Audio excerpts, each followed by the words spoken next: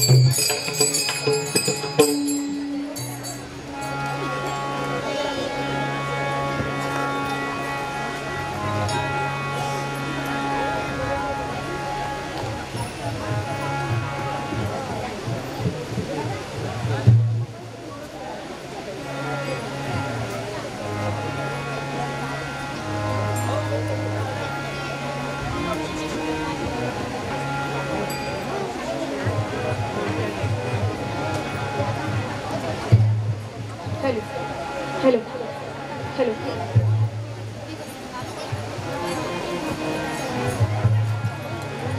Hello hello Hari Hari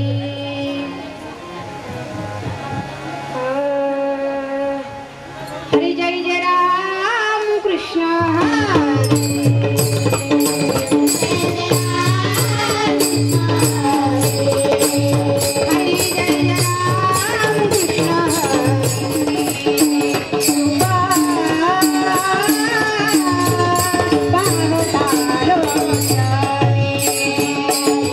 Bye.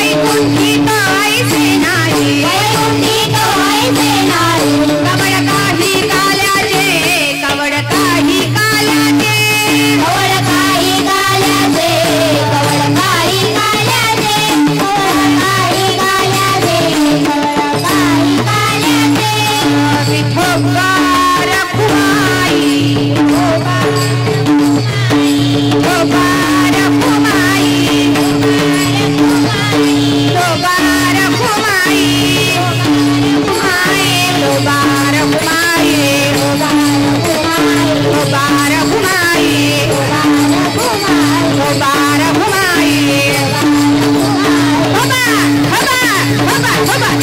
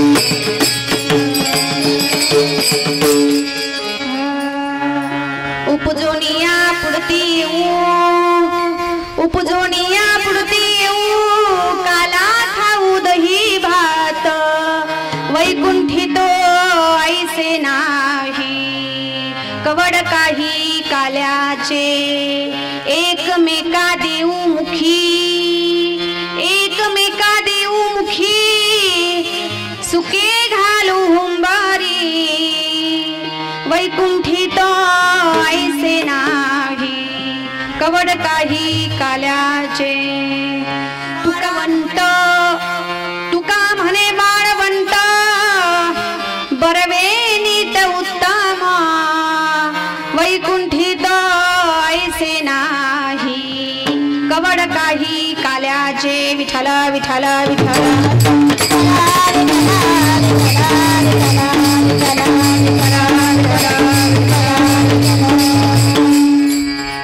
देयं सदा परिभवग्नमभीष्टदोहं तीर्थास्पदं शिवविरचिनुतं शरण्यं वृत्तार्तिहं प्रणतपालभवाब्धिपोतं वन्दे महापुरुषते चरणारविन्द्यं योऽन्तःप्रविश्य मम वाचमिमां प्रसुप्तां सञ्जीवयत्यखिल शक्तिधर स्वदामना अन्य उच्चहस्तचरण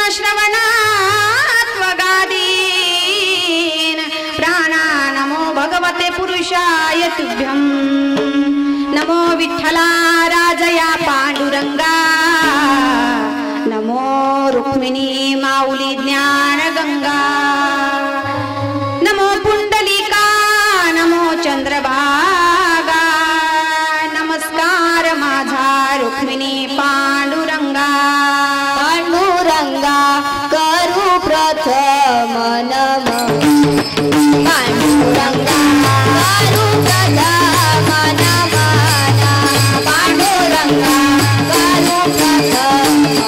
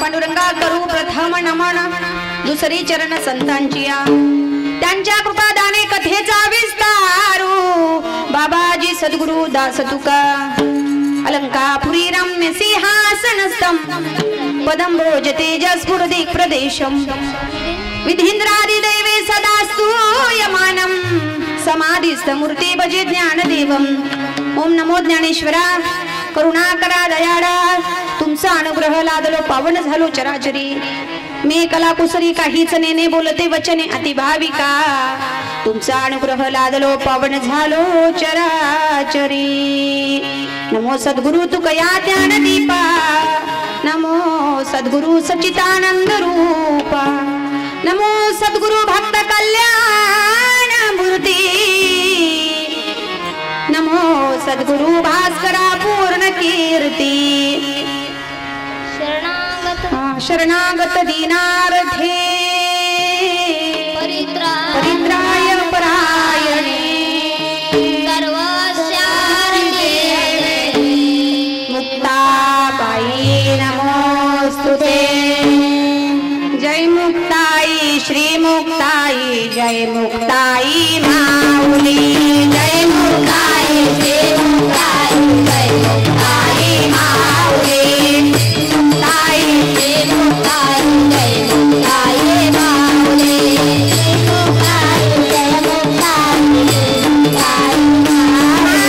जय मुक्ताई श्री मुक्ताई जय मुक्ताई माऊली जय मुक्ताई श्री मुक्ताई जय मुक्ताई माऊली जय मुक्ताई श्री मुक्ताई जय मुक्ताई माऊली जय मुक्ताई श्री मुक्ताई जय मुक्ताई माऊली जय मुक्ताई श्री मुक्ताई जय मुक्ताई माऊली जय मुक्ताई श्री मुक्ताई जय मुक्ताई माऊली जय मुक्ताई श्री मुक्ताई जय मुक्ताई माऊली जय मुक्ताई श्री मुक्ताई जय मुक्ताई माऊली जय मुक्ताई श्री मुक्ताई जय मुक्ताई माऊली जय मुक्ताई जय मुक्ताई जय मुक्ताई माऊली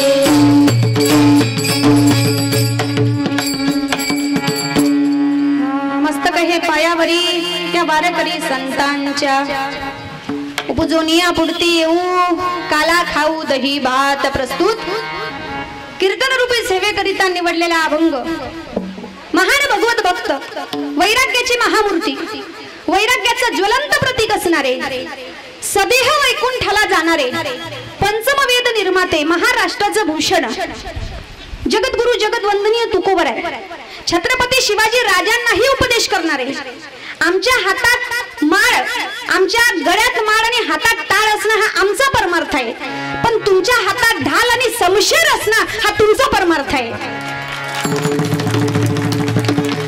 असं छत्रपती शिवाजी महाराज की राजांनाही उपदेश करणारे असे जगद्गुरु जगद्वंदनीय श्रीमंत संत श्री तुकोबराय यांचा कालापर प्रकरणातील अभंग चिंतन करता निवडलेला आहे विठाला विठाला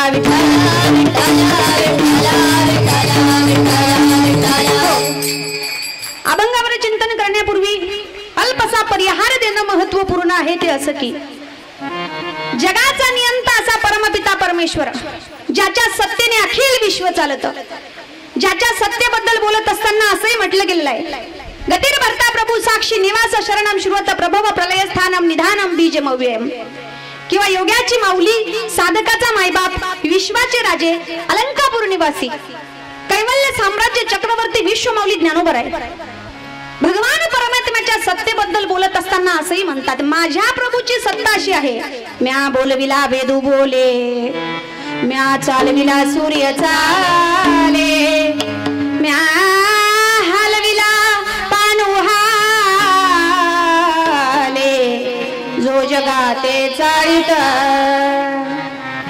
किंवा वृक्षाची या पानाखाली ज्याच्या सत्ता ज्या परमपिता पंढरीश पांडुरंग परमात्म्याच्या सत्तेशिवाय वृक्षाचं पान देखील हलू शकत नाही अशा पंढरीश पांडुरंग परमात्म्याच्या कृपेने साधू संतांच्या आशीर्वादाने समस्त ग्रामस्थ चाळीसगाव नगरीमध्ये लक्ष्मण अण्णा शिरुडे परिवाराच्या वतीने हा 4 वर्षापासून चालत आलेला स्वर्गवासी कमल काकू यांच्या पुण्यस्मरणानिमित्ताने 4 वर्षापासून या ठिकाणी प्रथम वर्ष श्रीमद भागवत कथा होती द्वितीय वर्ष राम कथा होती तृतीय वर्ष शिव महापुराण आपण श्रवण केलं आणि आता चतुर्थ वर्ष म्हणजे जगदंबा मातेचं ही देवी भागवत देवी कथा आपल्याला श्रवण करण्यासाठी मिळाली ज्यांच्या अमृत तुल्य वाणीतून आपल्याला ही कथा श्रवण करण्यासाठी मिळाली हरिभक्तीपरायण आदरणीय परमपूजनीय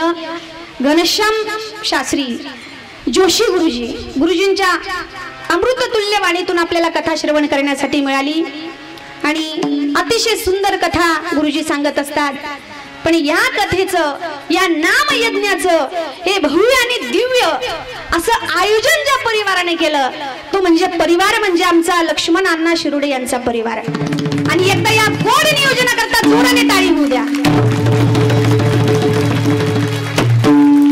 कारण आषाढी एकादशीच्या वेळेस असंख्य भाविक पंढरपूर जातात.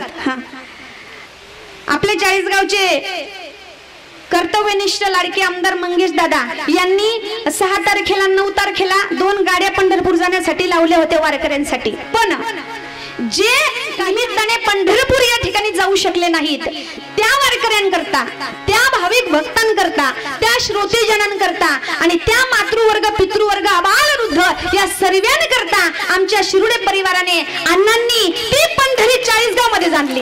या पंढरपुरात काय वाजत गाजत, काय काय वाजत गाजत, सोन्याचं बाशिंग लगेच देवाचं लागत, सोन्याचं बाशिंग लगेच देवाचं लागत. पंढरपुरात काय वाजत गाजत, काय काय वाजत गाजत, सोन्याचं बाशिंग लगेच देवाचं लागत, सोन्याचं बाशिंग लगेच देवाचं लागत. राजा भीमकाठी होती रुक्मिणी उपवाना, राजा भीमकाठी होती रुक्मिणी उपवाना, देऊन पंढरीला दिला यशोदेच्या वारा, देऊन पंढरीला दिला यशोदेच्या वारा. टाळ मृदुंगाई किती अर्जान वाजत, किती अर्जान वाजत, सोन्याचं बाशिंग सोन्याचं बाशिंग लगेच देवाचं लागत. पंढरपुरात काय वाजत गाजत, काय काय वाजत गाजत, सोन्याचं बाशिंग लगेच देवाचं लागत, सोन्याचं बाशिंग लगेच देवाचं लागत.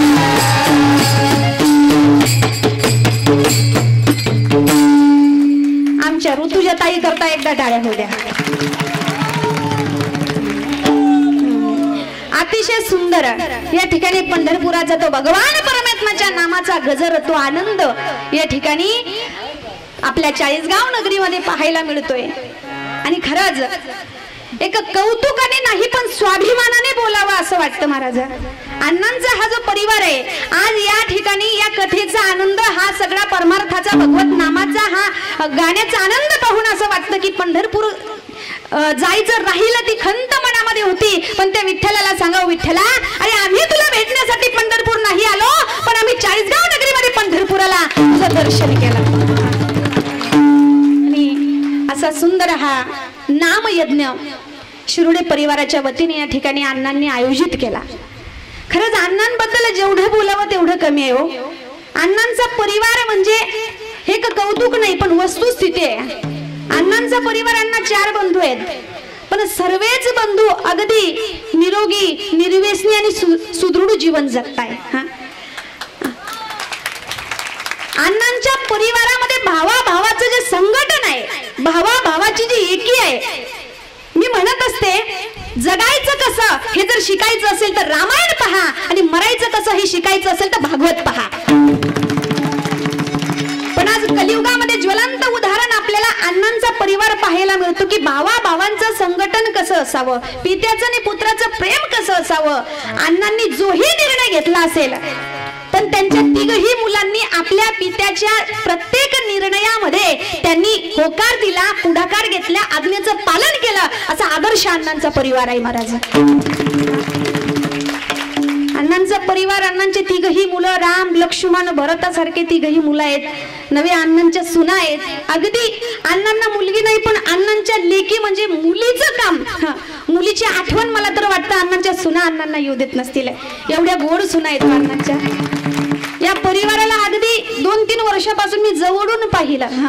अतिशय सुंदर परिवार त्यांचं. कुठलंही परमार्थिक कार्य आध्यात्मिक कार्य करायचं असेल तर सर्व या ठिकाणी नातेवाईक असतील, सगळा परिवार असेल, संघटित होतात आणि परमार्थिक कार्य अतिशय जोमाने करत असतात महाराज. खरं ज्यांचं खूप कौतुक आहे. आणि या ठिकाणी हा परिवार अतिशय सुंदर संघटन असणारा हा परिवार. पण ह्या परिवारातील हे जे सुंदर भव्य आणि दिव्य कार्यक्रम हा या ठिकाणी आयोजित केलेला आहे.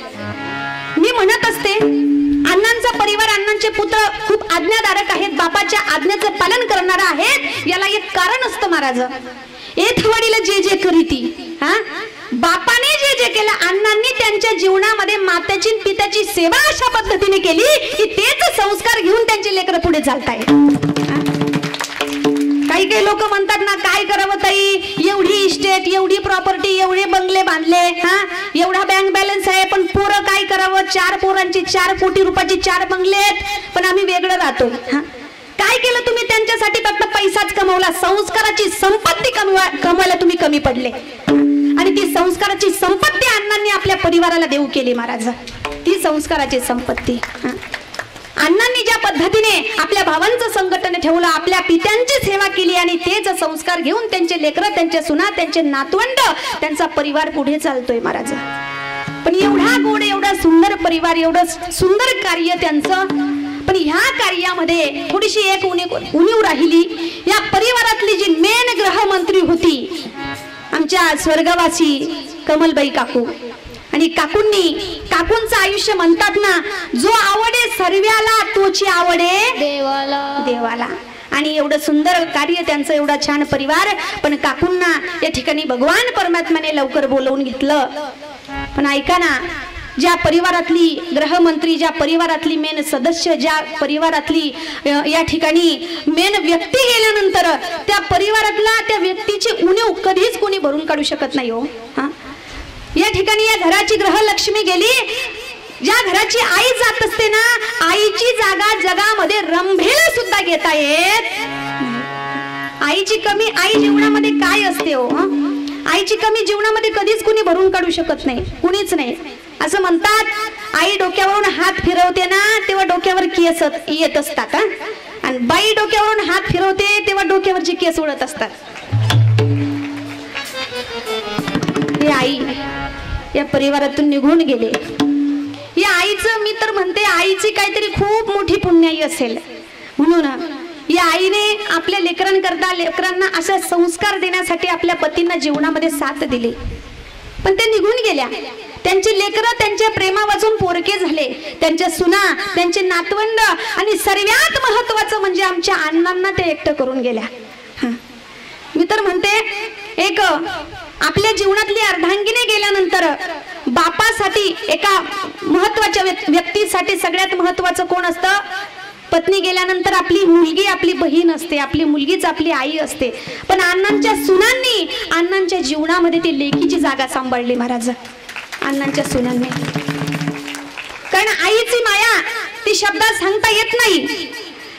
अशी ही आईचं माया छत्र, कृपेचं छत्र या परिवारावरून निघून गेलं. त्या परिवारावरती दुःखाचा प्रसंग एकीकडे ओढवला होता आणि ती कमी पूर्ण नाही होत. एकाएकी आली हवा, एकाएकी आली हवा, आज विझला मायेचा दिवा, आज विझला मायेचा दिवा. काय करू मी कोणाला सांगू, काय करू मी कोणाला सांगू. लेकरू कितीही मोठं झालं, थकून भागून आलं, त्याला त्याच्या व्यवसायाचं टेन्शन असेल, नोकरीचं टेन्शन असेल, बाहेर काही जॉबचं बिझनेसचं टेन्शन असेल, किती मोठा झाला घरी आला, आईच्या मांडीवर डोकं ठेवून जर झोपला, आईने त्याच्या डोक्यावरून जर मायेचा हात फिरवला तर त्याची सगळं थकान दूर होत असते. त्या लेकराला त्याचा दुःखाचा विसर पडत असतो. ती आई असते महाराज. ती आई आईची जागा आईची कमी काय सांगावी जीवनामध्ये.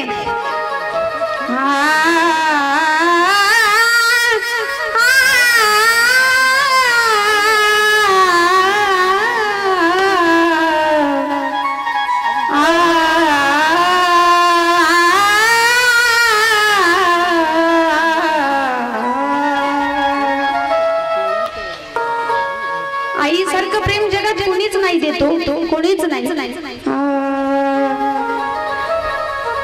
आई तुझ्या मूर्तीवाणी या जगात मूर्ती नाही.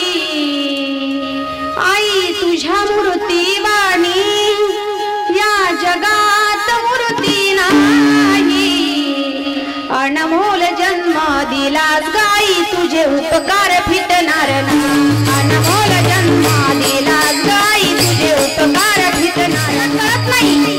छोटासा असतो आई जेव्हा जवळ असते तेव्हा आईचं मूल्य कळत नाही, आईचं व्हॅल्यू कळत नाही. पण जेव्हा आई हे जग सोडून जाते तेव्हा आईचं कृता तुम्ही गोड भाजला दिला गाई तुझे उपकार फिटणार नाही. अनमोल जन्म दिला गाई तुझे उपकार फिटणार नाही. आई तुझ्या मूर्तीवाणी या जगात मूर्ती नाही. आई तुझ्या मूर्तीवाणी या जगात मूर्ती नाही. अनमोल जन्म दिला गाई तुझे उपकार फिटणार नाही. अनमोल जन्म दिला गाई तुझे उपकार फिटणार नाही. आईचं प्रेम हे शब्दात सांगता येत नाही. आई गर्भवती असली दवाखान्यात गेली, डॉक्टरांकडे गेली. डॉक्टर साहेबांनी सांगावं हे बघा पेशंटची तब्येत फार क्रिटिकल आहे, अवघड आहे. आम्ही आई किंवा बाळ दोघांपैकी एकालाच वाचवू शकतो. सगळं घर सांगतं डॉक्टर आई वाचली पाहिजे, पण एकटी आई सांगते की डॉक्टर माझं बाळ वाचलं पाहिजे. मी गेली तरी चालेल, माझं बाळ वाचलं पाहिजे. हे आईचं हृदय असतं महाराज. आईची माया आईचं प्रेम आई आहे तोपर्यंत कधीच कळत नाही हो. पण सांगू का एका लेकीचं माहेर तिथपर्यंतच असतं जोपर्यंत तिची माहेरी माय असते. ज्या दिवशी तिची माहेरी माय गेली, आई गेली, तिचं माहेर संपत असतो. आणि ती लेक जरी माहेरी आली ना सगळं घर दिसतं तिला, पण जी आपल्यावर हृदयापासून काळजापासून प्रेम करते ती आई तिला दिसत नाही हो. आईसारखं प्रेम करणारं पात्र या जगामध्ये तुम्हाला कुठेच दिसणार नाही.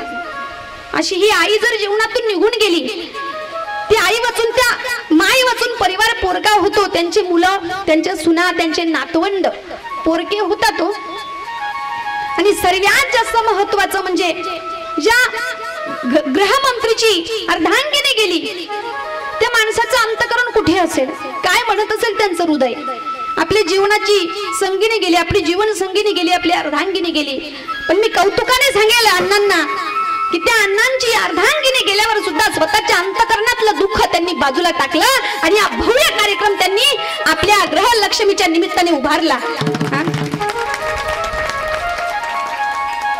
अरे बापाचं प्रेम कसं असावं. अण्णा उत्तम वडील झाले, अण्णा योग्य सासरे झाले, अण्णांनी योग्य आजोबा झाले, सर्व नाती अण्णांनी परफेक्ट निभवली.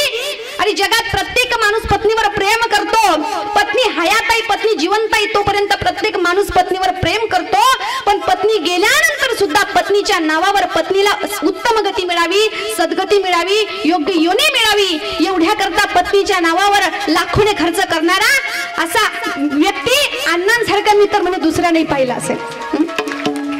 ही पती पत्नीचं प्रेम कसं असावं हे आमच्या अण्णांकडून शिकायला पाहिजे. आणि म्हणून अण्णांनी एवढं सुंदर हा यज्ञ 4 वर्षापासून आयोजित केला. नुसता यज्ञच नाही, याच्या सोबत अन्नदानाचा भव्य दिव्य कार्यक्रम आणि असा हा गोड कार्यक्रमाचं आयोजन त्या परिवाराने केलं. एकदा जोराने टाळे या परिवाराकरता होऊ द्या. त्या निमित्ताने आजचा 7वा दिवस देवी कथेची या ठिकाणी देवी भागवताची सांगता झाली. आणि आजचा हा काल्याचा प्रसंग आहे. काल्याचं कीर्तन म्हणजे काल्याच्या कीर्तनाला एक नियम असतो, दंडक असतो बरं का. इतर दिवस कुठलेही कीर्तन असले कुठलेही विषय कितीही बोला तरी चालतं, पण काल्याच्या कीर्तनाला चरित्र ते उच्चारावे केले देवे कोकोडे. म्हणून मी जास्त वेळ दुसऱ्या विषयावर नाही बोलू शकत, पण जी वस्तुस्थिती होती ते बोलण्याकरता मला एवढा वेळ द्यावा लागला. हा, म्हणून आजचा दिवस अतिशय गोड कार्यक्रमाचं आयोजन या ठिकाणी झालं. गोडाशी मृदुंगाची साथ आहे माझा मानसपुत्र वैभव महाराज, गोडाशी ऑर्गनची साथ आहे आमचे हरिभक्तपरायण गोविंद महाराज असतील, आणि कथेचे सगळेच जे गुणीजन मंडळी होते ना, तबला वादक, मृदुंग वादक, ऑर्गन वादक, सिंथ वादक आणि हार्मोनियम वादक, गायक, अतिशय रथी महारथी. एकदा त्या सगळ्या गुणीजनांकरता टाळ्या होऊ द्या. अतिशय गोड साथ त्यांनी कथेला दिली होती. साऊंड सिस्टीम तर एकच नंबर. आमच्या दादांकरता सुद्धा एकदा टाळ्या होऊ द्या. आणि ज्यांच्या माध्यमातून 7 दिवस कथेची लाईव्ह शूटिंग झाली, आज कीर्तनातही लाईव्ह शूटिंग होते, ते आमचे शूटिंग करणारे दादा शिरुडे डिजिटल. आमच्या दादांकरता एकदा टाळ्या होऊ द्या. म्हणजे हा जो कार्यक्रम आहे आपल्याला केव्हाही वाटलं अरे आपण मागच्या वर्षी या ठिकाणी अण्णांच्या ठिकाणी जी कथा झाली होती ती ऐकली होती, त्याच्यातला तो एक विषय फार छान सांगितला होता महाराजांनी, तो ऐकायचा आहे, लगेच YouTube मोबाईल सर्च केलं की आपण केव्हाही ऐकू शकतो. असं सुंदर असं शूट त्यांनी या दिवसाचं केलं. कार्यक्रमासाठी अरेच राजकीय क्षेत्रातील, शैक्षणिक क्षेत्रातील, आध्यात्मिक क्षेत्रातील, परमार्थिक क्षेत्रातील सगळेच मान्यवर असतील, सगळ्यांना या ठिकाणी दंडवत करते. सगळ्यांचा नाम उल्लेख करणं मला शक्य नाही, सगळ्यांचे नाव मला माहिती नाहीत, पण सगळ्यांना मी दंडवत करते या ठिकाणी. आणि तुमची लेक म्हणून मी या ठिकाणी उभी आहे. नातरी बालक बोबडा बोली का वाकुडा विचुका पाऊली, आणि ते जोज करुणी माऊली रिजे जेवे. विठाला विठाला विठाला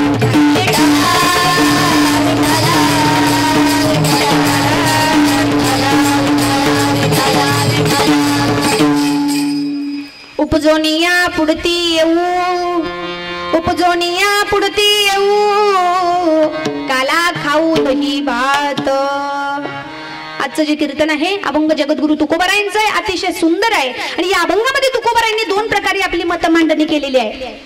तुकोबाराय एका बाजूला म्हणतात उपजोनिया पुढती येऊ, काला खाऊ दही भात. देवा मला पुन्हा जन्माला यायचंय. कशा करता? काला खाऊ दही भात.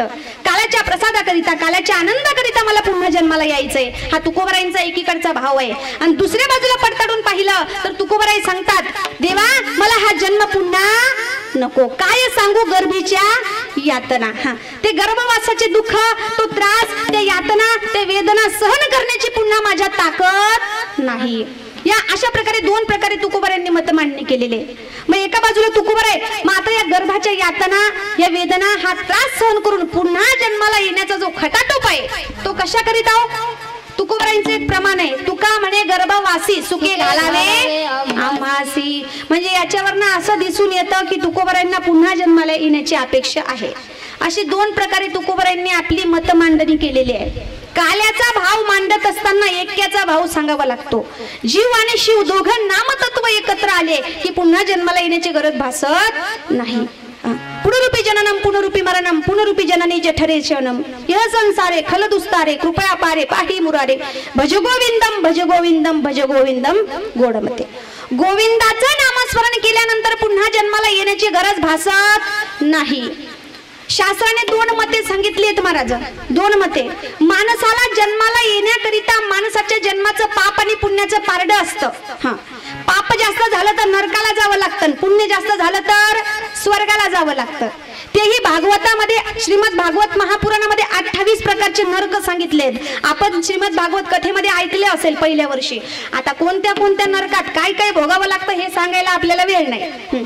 चला आपला विषय पुढे. म्हणून पाप जास्त झालं तर नरक यातना भोगाव्या लागतात, पुण्य जास्त झालं तर स्वर्गाला जावं लागतं. म्हणून पूर्वी लोक म्हणत होते ना, आता हयात आहे तोपर्यंत खाऊन पिऊन घ्या, मौज करून घ्या, पुढचं कोणी पाहिलं, असं म्हणत होते की नाही. पण आता तसं राहिलं नाही. आता कलियुगामध्ये भगवंताचा व्यवहार एवढा रोखठोक झालेला आहे की इथंच करा आणि इथंच बरा. पूर्वी भगवान परमात्मा माणसाचा जन्माचा आणि कर्माचा हिशोब करण्यासाठी वही पेन घेऊन हिशोब करत होते. आता कॅम्प्युटरचं युग आलं. आता हिशोब कशावर होतो? लॅपटॉपवर. आता हिशोब एवढा फास्ट होतो ना, हा इथंच करा आणि इथंच भरा. म्हणून माणसाने जीवनामध्ये शुद्ध सात्विक कर्म करावं. हा कारण मनुष्य जेव्हा इहलोकीची यात्रा संपवतो, एखादा मनुष्य गेल्यानंतर आपण त्याच्या नावापुढे स्वर्गवासी लिहितो, वैकुंठवासी लिहितो. हा आपण कितीही पदव्या द्या, स्वर्गवासी वैकुंठवासी, पण त्याने जर एकही रविवार सुना जाऊ दिला नसेल, नरकवासी झाल्याशिवाय राहत नाही. म्हणून पदव्या देऊन काही उपयोग नाही. मनुष्य जेव्हा इहलोकीची यात्रा संपून वरती जातो, तिथे त्याला विचारलं जात नाही का रे बाबा तू किती एकर शेती घेतली होती खाली, किती बंगले बांधले होते, किती बँक बॅलन्स होता, हे विचारलं जात नाही. त्याला तिथे विचारलं जातं याने जन्माला येऊन एक तरी पंढरपूरची वारी केली होती का, याने कधी तीर्थयात्रा केली होती का, याने कधी दान धर्म केला होता का, याने कधी अन्नदान केलं होतं का, कधी दुसऱ्याला सहकार्य केलं होतं का, ही विचारणा त्या ठिकाणी होत असते. तिथं असं विचारलं जात नाही की तुमच्याकडे किती प्रॉपर्टी होती, किती बंगले बांधले, किती शेती घेतली, ही विचारणा होत नाही. तू जन्माला आल्यानंतर काय सत्कर्म केला ही विचारणा तिथं होत असते.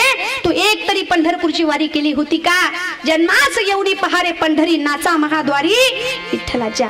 पण जर याच्यातलं काहीच माणसाने केलं नाही ना, त्या ठिकाणी माणसाचा सर्व हिशोब त्या ठिकाणी